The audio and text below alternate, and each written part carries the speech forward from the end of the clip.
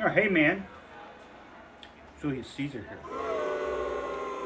Thought I'd share today a recipe for the famous salad that's named after me. Julius Caesar, Emperor of Rome, God of all that I see.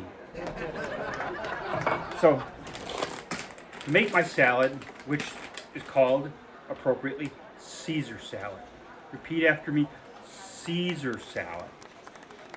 Not Bob salad, not Cleopatra salad. We're not naming it after that. Yeah. So here's what you do. First, you get yourself a bowl. This here is a good Roman bowl made in 46 BC. You get some of this stuff. Julius Caesar's Caesar salad mix. You open that puppy up like this, and you take out this stuff here. This is stuff. And you put the stuff in the bowl with this stuff. It's green stuff. So the green stuff goes in there like that. And then you put this shit in. Stuff in there like that. But you should open the bag first, okay? Follow the directions on my packaging. Hey man, what's up? Hey man, this is not right, man. Brutus here, dude. I got the actual answer for how Caesar salad came to be. It didn't come from this Caesar salad. It came from a guy named Caesar Cardini back in the 1920s. He was a restaurateur in San Diego, and he opened up a restaurant south of the border in Tijuana, and he invented this stuff. So don't you go taking away and appropriating this dude's stuff. Caesar Cardini, Caesar salad, 1920s, well, I guess it's Mexico. Anyway, that's the real story of Caesar salad.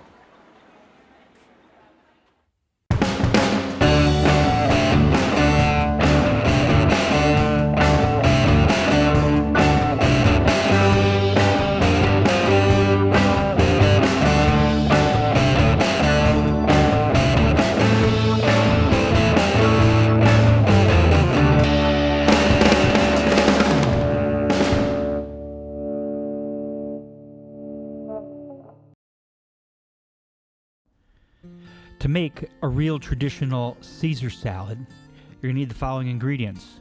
1 to 2 minced garlic cloves, 1 smashed and peeled garlic clove, some stale crusty bread, about 1/8 of a loaf, 3 to 6 anchovies, depending on how many anchovies you want in your salad, 1 tablespoon of Worcestershire sauce, 1 teaspoon of dried ground mustard, salt and freshly ground pepper, about 3/4 a cup of olive oil, the juice of 1/2 of a lemon, which is about 2 tablespoons, 1 to 2 small heads of romaine lettuce or butter lettuce, and then finally some freshly grated Parmesan cheese.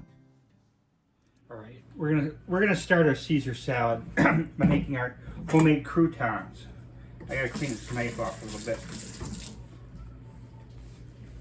Homemade croutons are worth the effort, and it's not much effort.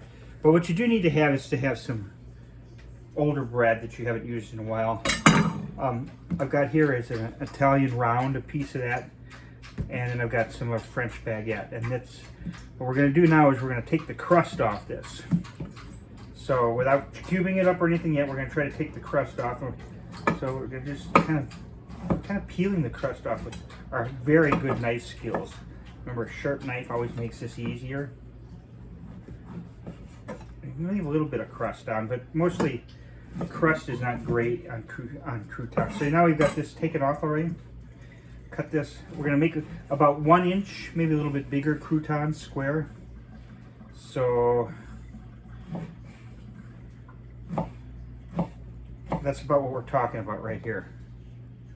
And we'll do that with the baguette. The baguette, same thing. Take the end off, it's a little hard to do. Again, the flat surface, it's kind of sharp knife, taking off that,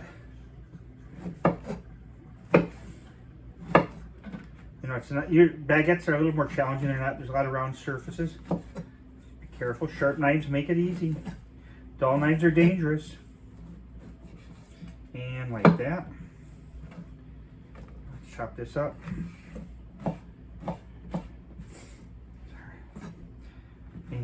cut this in half. And the one baguette's too big, but you know, that's a nice size right there. And it's enough baguettes there, I think, for salad. Might want to cut a couple of these smaller. Okay, and now we're going to be ready for the next step. For the croutons, take a skillet.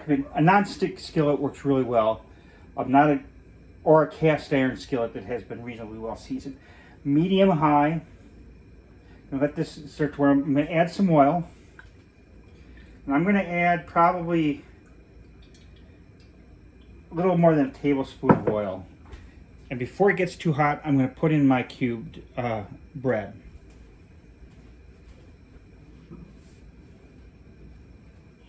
Why before it gets hot? So I don't get splattered. Also, this gives me an opportunity to get all the sides a little bit soaked in with oil. I personally like a kind of an oily crouton. Thongs are really good for this because you're going to be moving this almost continuously for the next 2 minutes or so. Oops. While you cook. You know what? I smell that this pan didn't get really completely clean. I smell a little bit of Indian food. This will make a very interestingly tasty crouton. I smell turmeric. Notice we're already getting things browning up a little bit. That's what we want to get. So we've got medium high. And now, after you've been at this for about a minute or so, maybe a little bit less, everything's covered. We're in the middle of the cooking here. We're going to throw in about 1 to 2 finely minced garlic cloves. You want to do them at the beginning because you don't want to burn them, but you want to wait till you still got some olive oil in there because you want to get the garlic cooking into the oil and get it onto the crouton.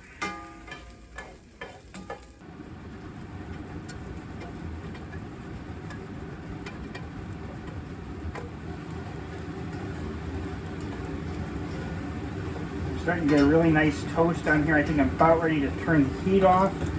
There'll be a little bit of latent heat, especially because this is a cast iron pan. I'm going to take advantage of that and get just a little toast here. Keeping things moving so we don't get one side burned. Yeah, I mean, you don't have to do it continuously like I'm doing here, but now, yeah, they're crunchy, but still got some give to them. You know, stale bread's really good to use for this. The only thing I would caution, don't use stale bread that's moldy. That would not be a flavor that I would be seeking in my salads. There we go. Let those cool. Okay, we're ready to proceed to make our salad. We need a salad bowl, a wooden salad bowl.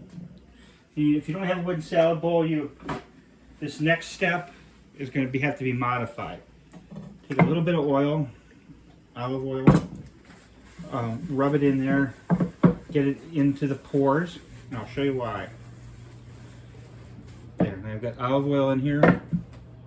I'll take a clove of garlic that has been peeled, and I'm going to give it a little bit of a squish to get the oils out. I'm going to take this, and I'm going to rub this all over the inside of this. So I'm rubbing the garlic with the oil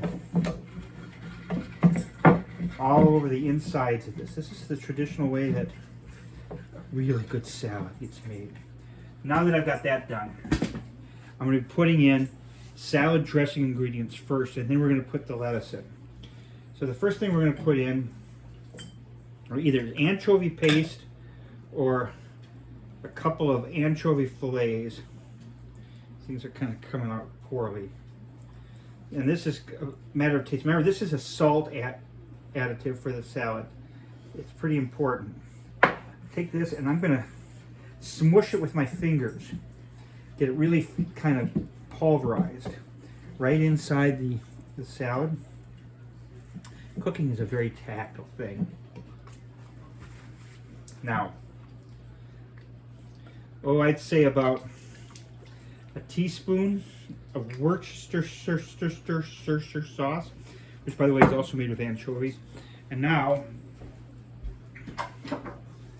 some powdered mustard, about a half a teaspoon. It's about a half a teaspoon, don't you think?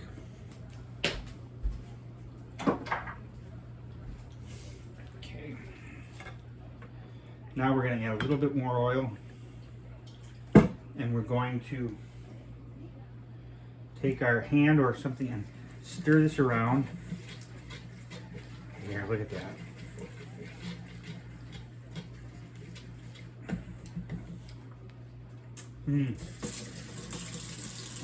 Now, we're going to put in about a quarter cup of olive oil.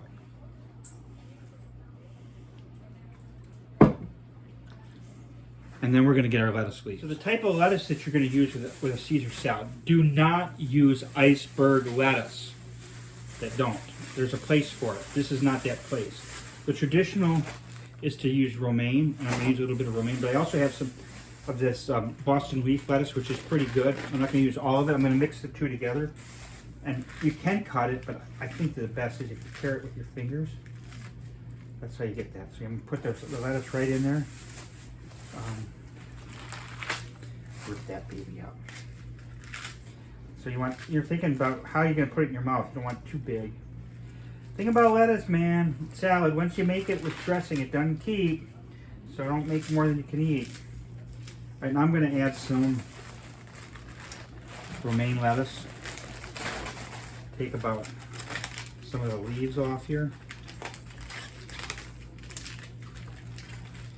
Okay, some people don't like the stem part. They actually rip this off. They do this, and then they put that in, and they do this, and they throw this away. Why would you do that? That's good food. Do this. Cut it up. You use a knife. I don't know why they say you shouldn't use a knife. Oh, don't use a knife on salad. Oh, fuck that shit. All right. So here's what I'm gonna do next. I'm gonna work this salad in because I want to get all those side juices that I've been working into the salad itself. Because the oil is what you're gonna have. Now I'm gonna add a little more oil. As Jack DePon says, the best thing to use for salad is your fingers. Okay, now next step is to put in some salt and pepper. A little bit of salt, not much, because the anchovies are going to add a lot of salt. And then some pepper.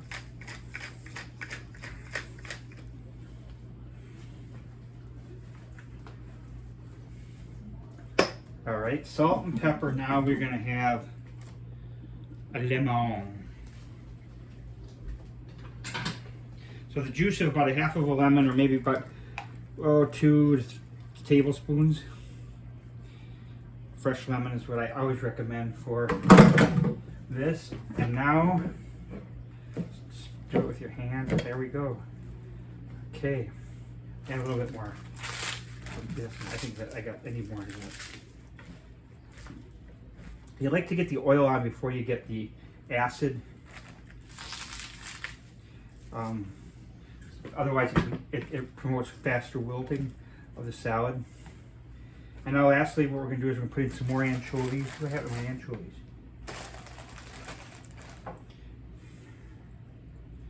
Okay. So not everybody likes anchovies. I like them. I'm going to put pieces of fillet in there. Or anchovy fillet. And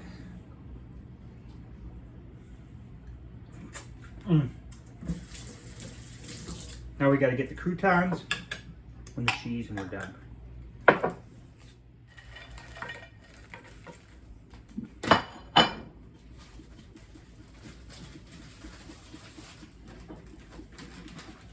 I like to use freshly grated Parmesan. Do you know why you don't like pre-grated?